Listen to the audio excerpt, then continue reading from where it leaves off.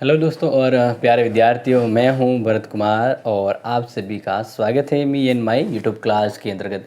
आज हम देखने वाले काफ़ी इम्पोर्टेंट अच्छा टॉपिक है बीए फर्स्ट ईयर वालों के लिए और पेपर 2 के अंतर्गत है ये शामिल, और उनके लिए भी बहुत इम्पोर्टेंट है जिनको समझना है राज्य दल कैसे बनते हैं या क्षेत्रीय दल। तो राज्य दल या क्षेत्रीय दल दोनों एक ही होते हैं, ठीक है ना। इनको अलग अलग नाम से पुकारा जाता है। तो अब इसमें आप ध्यान रखिएगा कि अगर कोई दल राज्य दल है तो कैसे राज्य दल बना, ठीक है ना। उसे राज्य दल बनने के लिए क्या करना होता है, तो वही हम बात करें कि यहाँ पे जो राज्य दल जो बनता है, ठीक है ना, तो राज्य दल बनने के लिए उसे कुछ शर्तों का पालन करना होता है, यानी हम कहेंगे मान्यताएं।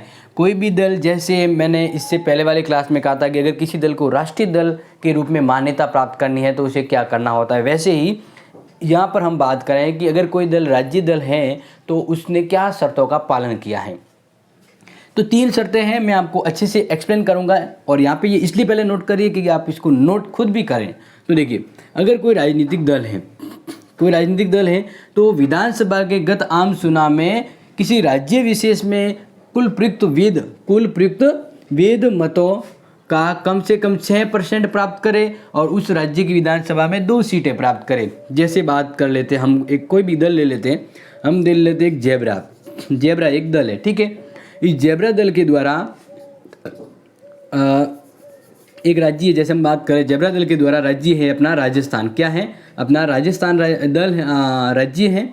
तो जेबरा दल के द्वारा राजस्थान के विधानसभा का जो चुनाव होता है, क्या होता है विधानसभा। तो विधानसभा का जो चुनाव होता है उस चुनाव में आपको पता होगा 200 सीटें होती है। कितनी सीटें होती है 200।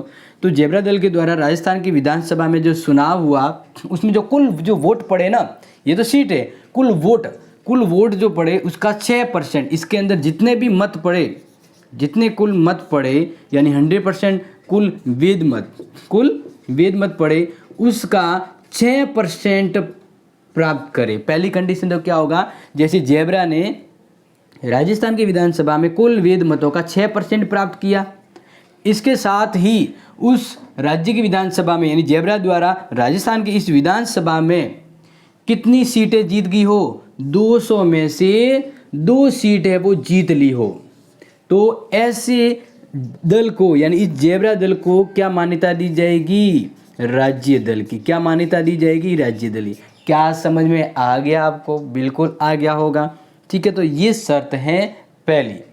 बात करें कि दूसरी शर्त क्या है, दूसरी अर्थ अगर मैं समझाऊं तो उसको भी मैं आपको एक एग्जांपल से समझा देता हूं ताकि समझ में आ जाएगा, ठीक है। तो वही चीज़ जो यहाँ पे मैंने आपको वापस समझाई थी कि एक वापस जेबरा दल है उसका एग्जांपल लेते हैं। तो जेबरा दल है जो राजस्थान की विधानसभा में 200 सीटें हैं, ठीक है। अब राजनीतिक दल के उम्मीदवार, जैसे जेबरा दल है, जेबरा दल ने अपने राजस्थान की विधानसभा के अंदर चुनाव लड़ने के लिए 10 से 15 ऐसे उम्मीदवार बैठा दिए। उम्मीदवार यानी प्रतियोगी, अपने प्रतिनिधि। तो उसके जो उम्मीदवार हैं उसके द्वारा यहाँ पे थोड़ा अलग बताया गया, यहाँ पे लोकसभा के बारे में बताया गया, तो हम थोड़ा लोकसभा के बारे में बात करेंगे, ठीक है ना। तो यहाँ पे कहा है कि अगर राज्य के अंदर नहीं, तो जेबरा दल के द्वारा मान लीजिए लोकसभा का चुनाव हुआ था। किसका चुनाव हुआ, लोकसभा, भारत की लोकसभा का चुनाव हुआ। तो लोकसभा के चुनाव के अंतर्गत इस जेबरा दल के द्वारा चुनाव लड़ा गया और इसके द्वारा लोकसभा में जो कुल वोट पड़े, कुल वेद मत का उसने कितना प्राप्त किया, 6% प्राप्त किया। कितना प्राप्त, कम से कम 6%। यहाँ पे लिखा है ना, इसका मतलब कम से कम, इससे कम तो हो ही नहीं सकता, इससे ज़्यादा हो जाए। तो राजनीतिक दल के उम्मीदवार को लोकसभा में 6% मत प्राप्त हुए और लोकसभा के अंदर से एक सीट उसने जीत ली, तो इस दौरान उस जेबरा दल को मान्यता मिल जाएगी, किस दल की, राज्य दल की मान्यता मिल जाएगी। समझ में आ गया, ये दूसरी कंडीशन। अब तीसरी कंडीशन, राज्य दल, यानी हम तीसरी कंडीशन को भी यहाँ पे एग्जाम्पल के रूप में समझने का प्रयास करेंगे और आपको ये चीज़ ध्यान रखना है। तो भाई अपना दल है जेबरा दल, ठीक है। तो इस जेबरा दल के द्वारा मान लीजिए अपने राजस्थान की विधानसभा में 3% स्थान, जैसे मान लीजिए ये अपने 200 सीटें हैं, 200 स्थान है। 200 का कितना परसेंट स्थान हासिल किया उसने? 3% या 3 सीटें, 3% या 3 सीटें अगर उसने प्राप्त की, क्या की?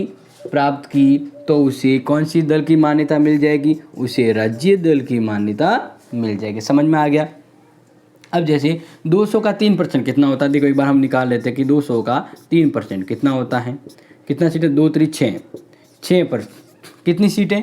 या तो वो 6 सीटें प्राप्त कर लें परसेंट के हिसाब से, तो मतलब कितने सीट प्राप्त कर ले? 3 सीटें, 3% सीटें मतलब 6 सीटें हो गई। या फिर वो 3 सीट प्राप्त कर ले। तो यहाँ पर ये यहाँ में कंडीशन रखी हुई है, तो ध्यान रखिएगा। अगर ये तीनों में से कोई एक, क्या बताया गया है? कोई एक, तो जरूरी नहीं कि तीनों का तीनों पालन करें। एक दल है, इन तीनों में से कोई भी एक शर्त को पूर्ण कर लेता है तो उसे राज्य दल, क्षेत्रीय दल की मान्यता मिल जाएगी। और ये नियम है वह 1 मई 2004 से लागू किए गए हैं। 1 मई 2004 से लागू किए गए हैं। अब यहाँ पे 1 मई तो नहीं बता रहे हैं, थोड़ा चेंज है तो थोड़ा ध्यान रखिएगा। 1 मार्च दिया गया है। क्या दिया गया?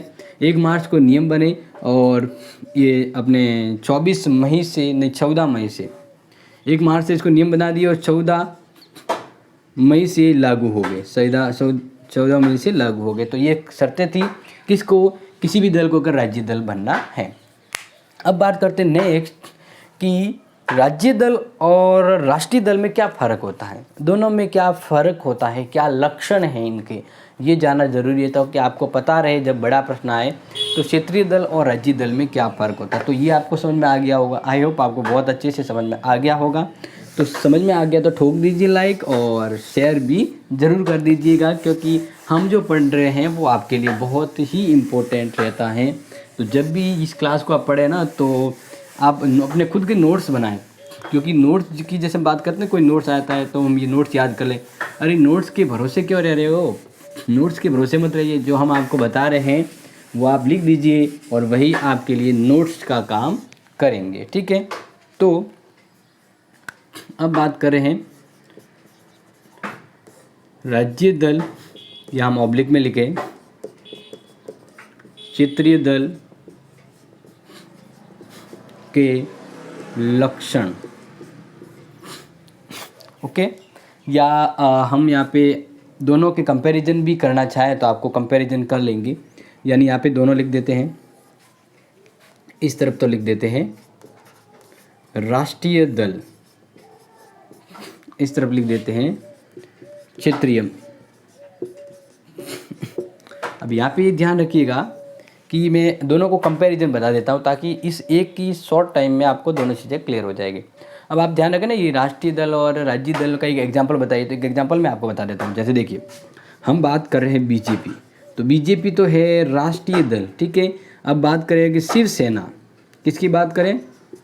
शिवसेना, तो शिवसेना है राज्य दल। क्या है ये? राज्य दल। और ये है राष्ट्रीय दल। समझ में आ गया? तो इस तरह के दोनों दल की हम बात यहाँ पे करने वाले हैं, ठीक है। तो पहला हम बात करें, क्षेत्रीय दल का मतलब होता है कि वो दल जो किसी क्षेत्र विशेष में खास है, जैसे शिवसेना। अब शिवसेना की बात कर लीजिए, तो शिवसेना का जो ये दल है वह महाराष्ट्र में एक्टिव है, तो वो महाराष्ट्र में ही प्रभावशाली होता है, वहीं अपनी सीटें जीतता है। पूरे भारत में तो नहीं जीत सकता ना, या राजस्थान में तो उसकी सीटें नहीं है, वो यहाँ पे चुनाव नहीं लड़ सकता, क्योंकि कुछ ऐसे दल होते हैं वो अपने ही क्षेत्र में ज़्यादा प्रभावशाली होते हैं और बचते हैं, अपने ही क्षेत्र में प्रभावशाली होते हैं। तो ऐसे दल जो अपने क्षेत्र विशेष में प्रभावशाली हो और वहाँ की नीति को प्रभावित करते हो, वे दल क्षेत्रीय दल कहलाते हैं। लेकिन राष्ट्रीय दल का मतलब क्या होता है कि वह दल जो 2 या 2 से अधिक या और भी अधिक राज्यों में अपनी सीटें, अपनी उम्मीदवारों के द्वारा सीटें जीतते हैं और सत्ता में आते हैं और वो केंद्र सरकार भी बना सकते हैं। तो वो दल होते हैं जिसका नीति का उद्देश्य होता है भारत के लिए, राष्ट्र के लिए, जबकि क्षेत्रीय नीति, क्षेत्रीय दल का उद्देश्य होता है क्षेत्र विशेष के लिए। बस ये फर्क मैं आपको बताना चाहूँगा। तो देखिए, राष्ट्रीय दल, इसका हित या उद्देश्य राष्ट्र हित होता है। जबकि इसकी बात करें, ये दल किसी क्षेत्र विशेष को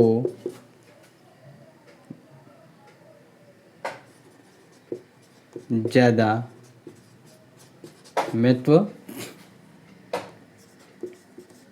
देते हैं। ठीक है, जैसे एक बात करें शिवसेना, तो वो अपने महाराष्ट्र में ही ज़्यादा या उसकी ही भलाई की बात करेगा, ये पूरे भारत की भलाई की वो बात नहीं कर सकता, क्योंकि राष्ट्रीय और क्षेत्रीय दल में ये फर्क होता है। जैसे हम बात करें एग्जाम्पल के रूप में, जैसे मैं बता दूं, तो अभी हम एग्जाम्पल की बात करते हैं, जैसे कांग्रेस। ठीक है, कांग्रेस हुआ, बीजेपी हुआ, इनकी जो नीतियाँ होती है वो राष्ट्र हित के लिए होती है। जैसे अब यहाँ पे हम बात करें शिवसेना, ठीक है ना, या फिर डीएमके, बसपा, या और बात करें अकाली दल, तो ये क्षेत्रीय दल की कैटेगरी में आते हैं। ठीक है, नेक्स्ट बात करें हम, तो क्षेत्रीय दल नीति निर्धारण में क्षेत्र विशेष का ध्यान रखते हैं। क्षेत्रीय दल क्या करते हैं, जो कोई भी नीति बनाते हैं ना, तो इसमें वो क्षेत्र हित की बात करते हैं। तो इसलिए आप यहाँ पे एक और भी लिख सकते हैं कि क्षेत्रीय दल अपनी नीति के निर्माण में क्षेत्र विशेष का ध्यान रखते हैं।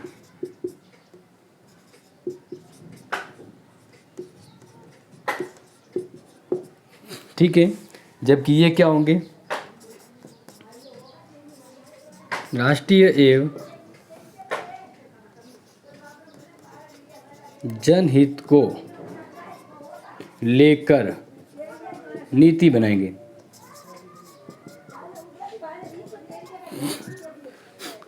आगे हम बात करें तो नेक्स्ट ध्यान रखिएगा, इसी तरह से केंद्रीय सत्ता में भागीदारी प्राप्त करने के लिए क्षेत्रीय दल अन्य दलों के साथ मिल जाते हैं। अब इसकी महत्वाकांक्षा होती है शक्तिवर्धन करना या अपना प्रभाव बढ़ाना, अपना प्रभाव बढ़ाना। ठीक है ना, और इनका मकसद होता है केंद्रीय सत्ता में आना, केंद्रीय सत्ता में आना एवं क्षेत्रीय दलों का सहयोग लेते हैं। तो इस तरह से दोनों में ये फ़र्क होता है। ठीक है, और ये चीज़ आपको समझ में आ गई होगी। तो ये जो मैंने समझाया है वो क्या था कि राष्ट्रीय दल और क्षेत्रीय दल के मध्य आप चाहें तो ऐसा लिख सकते हैं, अंतर क्या है। क्या लिखा है मैंने, अंतर क्या है, क्या अंतर है दोनों में। ठीक है, तो ये और कुछ अगर आप चाहें तो मैं लिखवा देता हूँ कि राष्ट्रीय दल का क्षेत्र, राष्ट्रीय दल का क्षेत्र संपूर्ण भारत है। क्षेत्रीय दलों का एरिया या क्षेत्र उसका राज्य या क्षेत्र होता है। ठीक है, राष्ट्रीय दल संपूर्ण भारत के एरिया को ध्यान में रखते हैं, पूरे भारत के लिए नीति बनाते हैं, इनका एरिया पूरा भारत होता है। लेकिन क्षेत्रीय दल क्या होता है, अपने क्षेत्र विशेष, जैसे महाराष्ट्र की बात करते तो अपने क्षेत्र विशेष, अकाली दल की बात करते हैं अपने क्षेत्र विशेष, महाराष्ट्र अपने पंजाब की बात करते हैं, डीएमके वगैरह ये अपने साउथ की जो दल है तो उनके क्षेत्र की बात करते हैं। इसी तरह ये क्षेत्र विशेष होते हैं। ठीक है, अब बात करें तो राष्ट्रीय दल विचारधारा, नीति और कार्यक्रम संपूर्ण भारत के लिए होती है, लेकिन इनके क्षेत्र के लिए होती है। तो सामान्यतः क्षेत्रीय दल की शक्ति राष्ट्रीय दल की तुलना में कम होती है। ठीक है ना, तो ये ज़्यादा प्रभावशाली होते हैं और ये कम होते हैं। तो ये तो था अंतर जो आपने देख लिया, ये तो पूछा ही जाता है। अभी जो मैं आपको जो समझाने जा रहा हूँ वो काफ़ी इम्पोर्टेंट है कि ये जो क्षेत्रीय दल है वर्तमान में धीरे धीरे बढ़ रहे हैं, इनका प्रभाव, इनकी शक्ति है वो बढ़ रही है। तो किन कारणों से क्षेत्रीय दल की शक्तियों में बढ़ोतरी हो रही है वो आप समझ लीजिएगा, काफ़ी इम्पोर्टेंट है और वो हम आगे यहाँ पे आपको समझा रहे हैं। फिर अगर ये वीडियो लॉन्ग हो जाता है, इस मैं पढ़ाने वाला हूँ नेक्स्ट इसके बाद। तो अगले वीडियो में हम कुछ टॉप सुपर जो क्षेत्रीय दल हैं उनको पढ़ेंगे, ठीक है।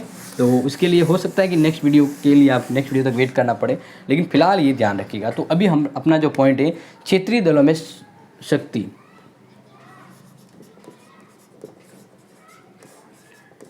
क्षेत्रीय दलों की शक्ति में वृद्धि, क्षेत्रीय दलों की शक्ति में वृद्धि।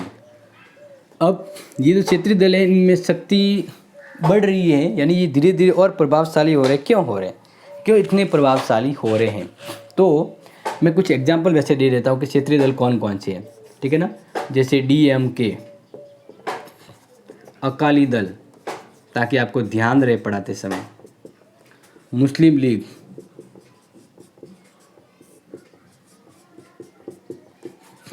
शिवसेना,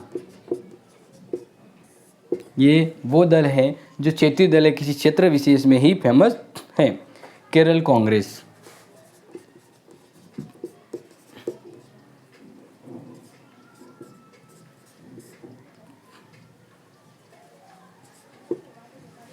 केरल कांग्रेस। इसके अलावा तेलुगु देशम,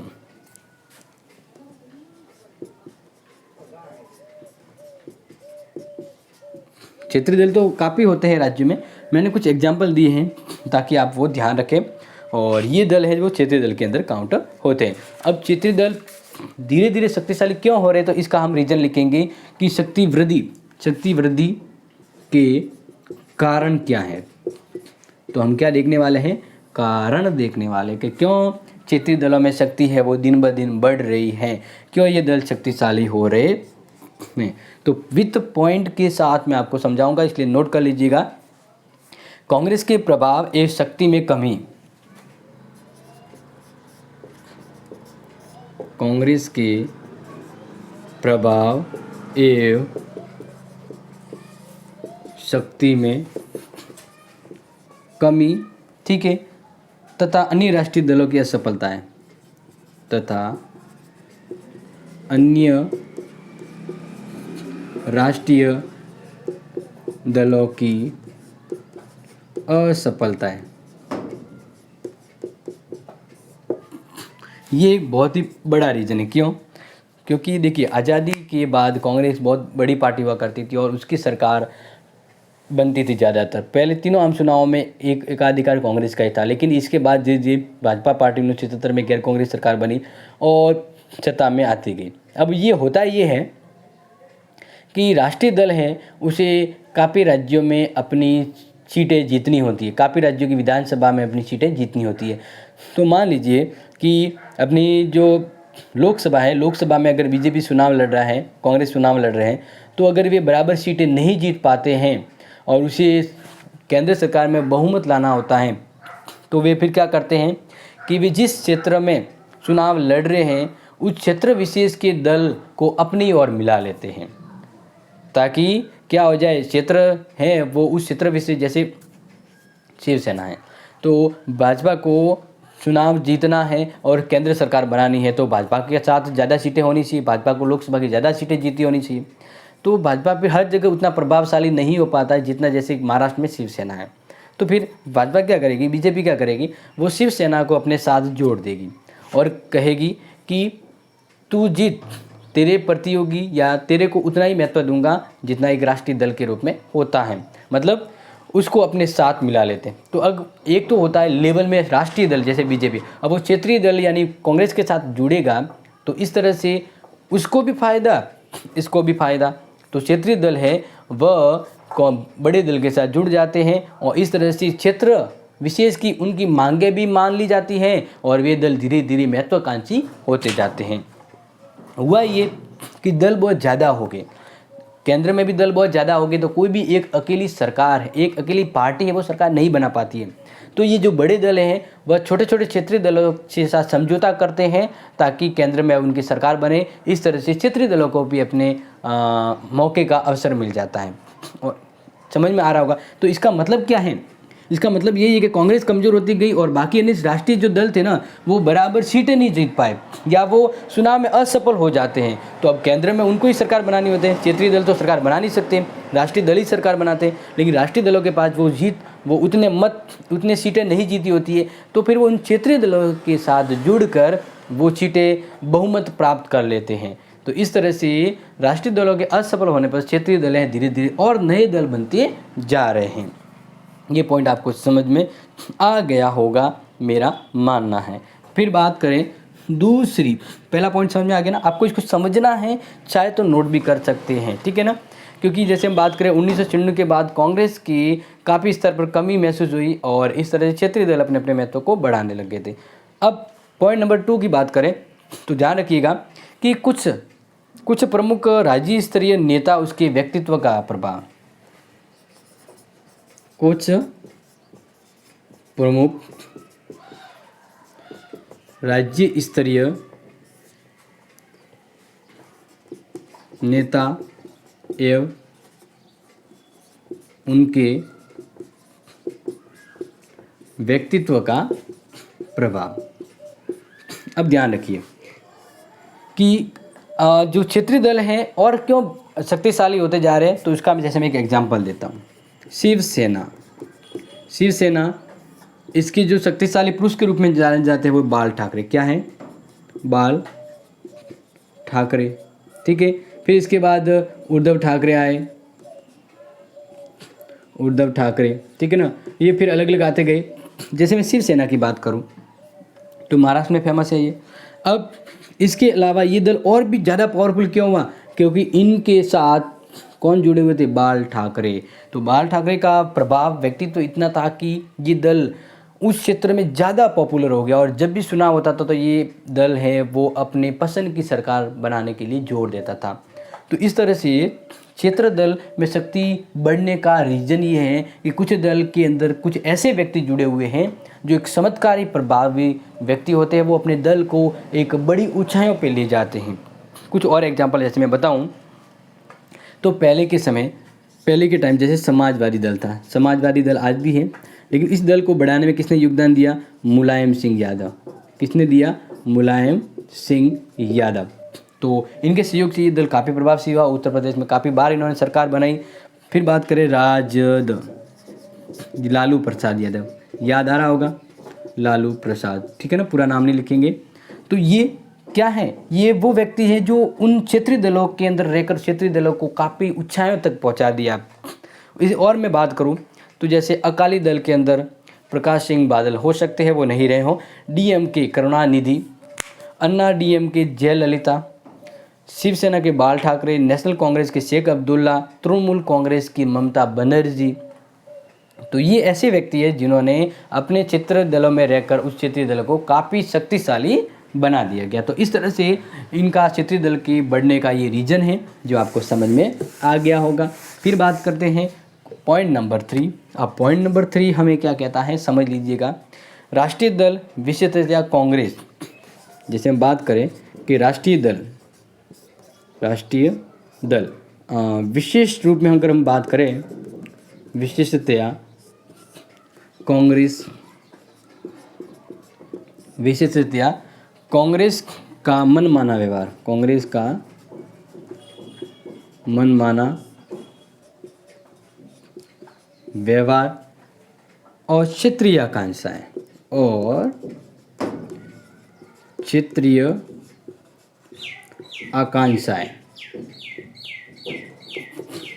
इसको समझिए एक बात।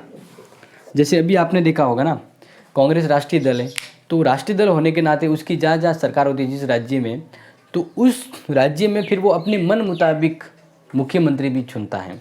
जैसे अपने राजस्थान की बात करें तो राजस्थान में काफ़ी बार कांग्रेस की ओर से मुख्यमंत्री बदल जाते हैं, पार्टी के अंदर अध्यक्ष सर्वोसर्वा कोई और हो जाता है। तो जो बड़े दल होते हैं वो क्या करते हैं, क्षेत्र विशेष में अपनी पसंद की, अपनी मन मर्जी के हिसाब से वह वहाँ पे नेता को बदल देते हैं, मुख्यमंत्री बना देते हैं। तो इस तरह से यह क्या हो जाता है कि इन बड़ी पार्टियों के मनमाने व्यवहार से क्षेत्रीय दल हैं वह नाराज़ हो जाते हैं और अपनी फीस शक्ति के बदौलत वो नए दल बनाकर सरकार में राष्ट्रीय दल तक को चुनौती देते हैं। जैसे मैं एग्जाम्पल बताऊं तो आंध्र प्रदेश की बात करें, आंध्र प्रदेश और महाराष्ट्र जैसे राज्यों में 7वें व 8वें दशक में यही स्थितियाँ अपनाई गई थी। मतलब हुआ क्या कि ऐसी स्थिति में जब कांग्रेस का हर जगह राज था, कांग्रेस का इधर भी यहाँ पे भी राज था आंध्र में, तो टी.एन. रामावत ने तेलुगु आत्मगौरव की रक्षा के लिए तेलुगु देशम की स्थापना की। क्यों? क्योंकि वहाँ पर कांग्रेस ने इनको हटाकर किसी और को मुख्यमंत्री बना दिया। तो इन टी.एम. रामावत ने अपने अस्तित्व को बनाए रखने की एक तेलुगु देशम अलग पार्टी बना दी। तो ये जो अलग अलग नई पार्टी बनना और उन पार्टियों का क्षेत्रीय दलों का प्रभावशाली होने का रीज़न क्या है कि जो राष्ट्रीय दल होते हैं ना, वह कभी कभार व्यवहार में काम नहीं करके अपने मन मुताबिक काम करते हैं और इस तरह से जो राष्ट्रीय दल है वो अपना अस्तित्व खो लेते हैं और क्षेत्रीय दल है धीरे धीरे लोगों को अपनी आकांक्षाओं अपनी इच्छाओं को प्रभावित करते हुए और प्रभावशाली होते जाते हैं। तो ये काफ़ी एग्जाम्पल रहते हैं और आपने देख लिया होगा। फिर बात करें पॉइंट नंबर 4। अब पॉइंट नंबर 4 क्या समझ लीजिएगा, अवसरवादी राजनीति। ध्यान रखिएगा, मैं यहाँ पे लिखवा रहा हूँ अवसरवादी राजनीति। अवसरवादी यानी मौके का फ़ायदा उठाना, ठीक है। अवसरवादी राजनीति और राष्ट्रीय स्तर पर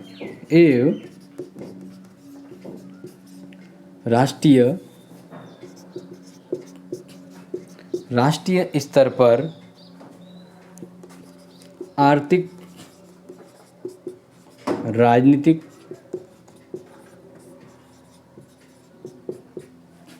राजनीतिक मुद्दों का अभाव। अब इस पॉइंट को समझ लीजिएगा थोड़ा, जो समझा रहा हूँ, ठीक है ना।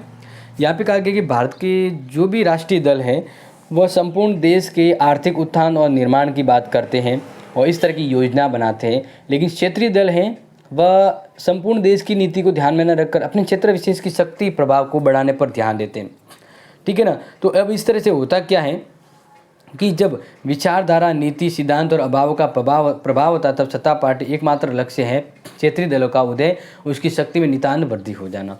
जैसे अब देखिए, अब मैं यहाँ पे समझा रहा हूँ अवसरवादी नीति। जो क्षेत्रीय दल है वो एक अवसर का फ़ायदा उठाते हैं। जैसे राष्ट्रीय दल कमज़ोर होता है तो क्षेत्रीय दल अपने प्रभाव को बढ़ाते हैं, जैसे मौका मिला अपनी शक्ति प्रभावित करते हैं। तो अवसरवादी राजनीति और राष्ट्रीय स्तर पर आर्थिक राजनीतिक मुद्दों का अभाव हो जाता है। तो फिर क्या होता है, जो भी बड़े बड़े दल होते हैं ना वो सोचते हैं कि अब कैसे न कैसे करके हम राष्ट्रीय दल के रूप में रहें और जीत जाएं। मतलब एक एग्जांपल बताता हूँ, जैसे बीजेपी या कांग्रेस है, अब उनको चुनाव लड़ने के दौरान कुछ विशेष योजनाएं या विचारधाराएं नीति लोगों के सामने रखनी होती है ताकि लोग उस दल और उसकी नीतियों से प्रभावित होकर उसे वोट दें, ठीक है। लेकिन कोई भी जो बड़े दल है उनके पास कोई विशेष पक्की खरी नीति नहीं होती है जिस पर वो वोट जीत पाए, तो फिर वो हार जाते हैं या कम सीटें प्राप्त करते हैं। तो क्षेत्र विशेष के जो दल है वो ज़्यादा सीटें प्राप्त करते हैं। फिर होता क्या है कि जो राष्ट्रीय दल कमज़ोर थे अब वे क्या करते हैं कि वे अपनी सरकार बनाने के लिए अब कैसे मतलब येन कैन प्रकरण उसे लोकसभा में बहुमत लाना होता है, तो वो क्षेत्रीय दलों को अपनी ओर खींचते हैं, अपनी ओर मिलाते हैं और इस तरह से उनका सिर्फ एक ही लक्ष्य होता है और वह लक्ष्य होता है कि कैसे न कैसे करके मैं केंद्रीय सरकार में आ जाऊं। इसलिए वे क्षेत्रीय दलों को मन मुताबिक प्रलोभन फायदे देकर अपने दल में मिलाते हैं। तो फिर क्षेत्रीय दलों की महत्वाकांक्षा बढ़ जाती है और वे ज़्यादा महत्वाकांक्षी होते हैं, उनको और नए क्षेत्रीय दल बनने के मौके मिलते। तो ये भी रीज़न है कि क्षेत्रीय दल धीरे धीरे वर्तमान में अपनी शक्ति में इजाफा कर रहे हैं और नए दल बनते जा रहे हैं। तो ये तो थी आज की इस क्लास की बहुत ही इम्पोर्टेंट चीज़ें जो मैंने आपको समझाई कि क्यों मतलब कैसे कोई राज्य दल बनता है, राष्ट्रीय दल राज्य दल में यानी क्षेत्रीय दल में क्या फ़र्क है और ये जो क्षेत्रीय मतलब राज्य दल है ये क्यों शक्तिशाली होते जा रहे हैं। तो आज की वीडियो में काफ़ी खास काफ़ी इम्पोर्टेंट था आपके लिए। तो अच्छा लगा है तो शेयर कीजिएगा और लाइक कीजिएगा, ठीक है ना। और सब्सक्राइब तो आप कर ही रहे होंगे क्योंकि आपको कंटिन्यू यूजफुल जानकारी मिल रही है। आगे वाले वीडियो में हम पढ़ेंगे इससे भी ज़बरदस्त। तो थैंक यू एंड